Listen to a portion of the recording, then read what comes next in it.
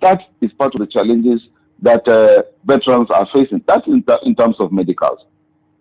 That is just the way it is. Well, the serving soldiers, if you go to military hospitals where they are taking treatment, that is, I'm talking about the serving soldiers now. There are some certain level of care, but even at that, you will find a lot of hues and cries, a lot of complaint from them if you're going to speak to them. But for the fact that they are serving soldiers, they have limitation to what they can say, because if they say more than what they are supposed to say, that is also going to be a big trouble for them, even if as they are on hospital bed. So they are restricted to what they can say. But somebody like me, who is a veteran and also a spokesperson for the veterans, naturally I will say everything that I needed to say concerning the problems that veterans are facing.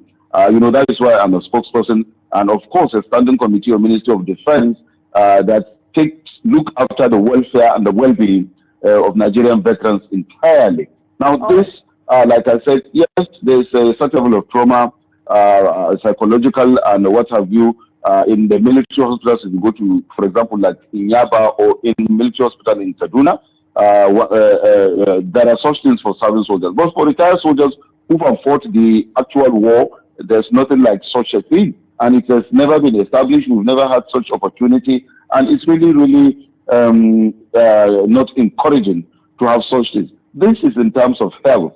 Once you left the military, you are coming in to get into the civilians whom you feel, you think in different way from them because of the training, the discipline, and then, like you said, the trauma that one has faced in different military engagement, local and international, facing war, seeing death or even killing, and then seeing your colleague being killed by your side, and then the kind of things like that. So once a soldier is leaving the armed forces and is trying to reintegrate himself back into the civil life, he finds it very, very difficult, because the civilians tend not to even understand you. You also tend not to understand them. You find everything that they do as if it is not right, it is wrong, because you feel they are not disciplined, they are not organized, and then you feel you are very disciplined, you are very organized, and then you are going into them. So everything they do, you find wrong, and everything you do, they see it as wrong. So at the end of the day, they call a soldier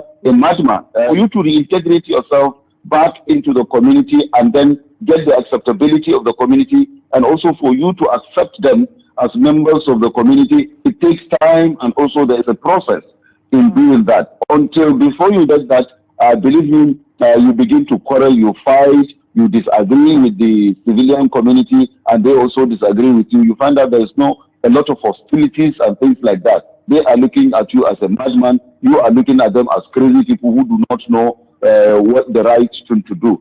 Government needed to intervene in terms of very serious training. There is what, for example, for the non-commissioned soldiers, you go to Oshodi, where you are trained on skills, but then it is only the skills.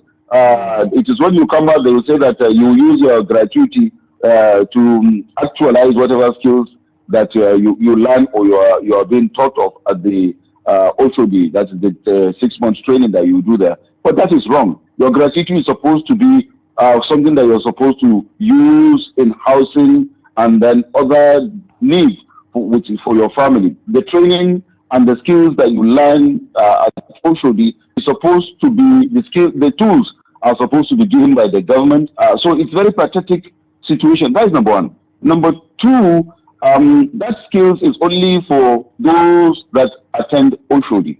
There are those that do not attend the Oshodi. For example, you have those soldiers that are on voluntary discharge, or those soldiers that are medically boarded. They do not have such opportunity of going for that training for them to be able to learn those skills. That, like I said again, is for the living ones. Now, for the families of the deceased soldiers, widows and orphans, those ones do not have anything to take back home. As their breadwinner died, they are left with their own fate. Yes, they get the entitlement sometimes.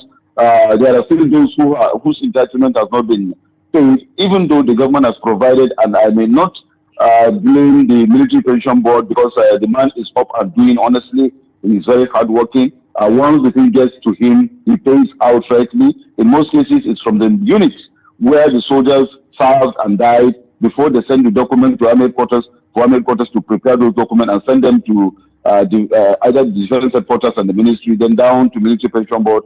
That is where the process takes long. But once it gets to military pension board, honestly, the man that is there pays outrightly without delay. But after that, they are left to themselves and whatever little thing that got to them, there's no care, no attention anymore.